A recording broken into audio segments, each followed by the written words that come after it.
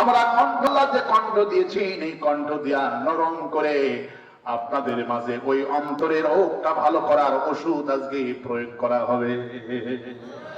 আল্লাহ পাক বলেন অন্তরের রোগের ওষুধ হলো ওয়ানুনাজ্জিলু, বলেন ওয়ানুনাজ্জিলু মিনাল কুরআনি মা হুয়া শিফাউন ওয়া রাহমাতুল লিল মুমিনিন ওয়া লা ইয়াজিদুজ জালিমিনা ইল্লা খাসারা।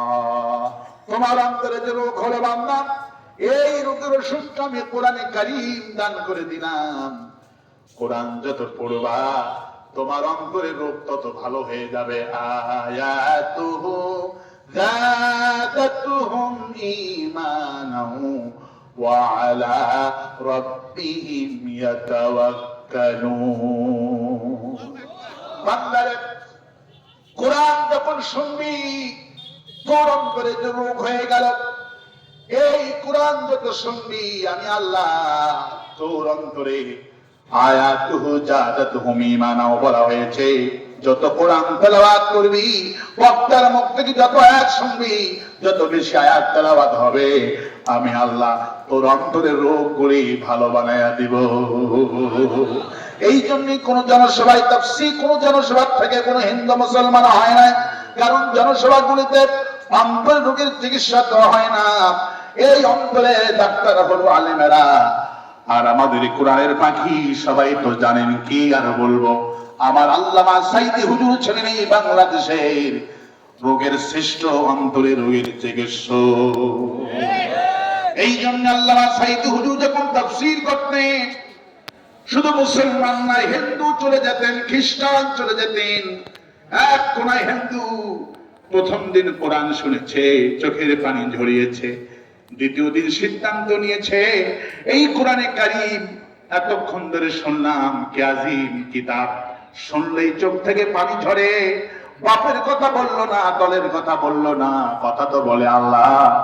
হিন্দু পরের দিন সিদ্ধান্ত নিল, ফি কুলুবিহিম মারাদুন, মানুষের অন্তরে যে রোগ সৃষ্টি হয়ে গেল, কোরআনে কারীমের তাফসীর শোনার পর এই বাংলাদেশের শ্রেষ্ঠ রুহের ডাক্তার ছিলেন, কলবের ডাক্তার ছিলেন আল্লামা সাইদি, যার হাতে শুধু মুসলমান নয় ৩,০০০-এর বেশি হিন্দু কালেমা পড়ে মুসলমান হয়েছে।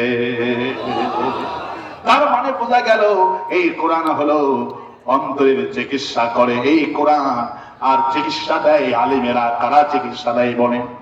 চিকিৎসা আলেমেরা দেয়। আজকের মাহফিলে সার্থক হবে তখন আমার আলোচনা শোনার পরে বামদল করতেন, বামদল ছেড়ে দিবে।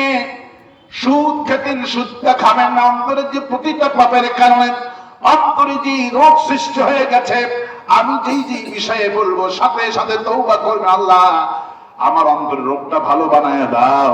আল্লাহ বলবেন, বান্দারে যখনই মাপ চাবি, কোরআনের আয়াত শুনলি, আর প্রতিটা আয়াতের বিনিময়ে আমি তোর ঈমান যা ছিল ঈমান ডবল বানায় বাড়িতে প্রবেশ করে দিব।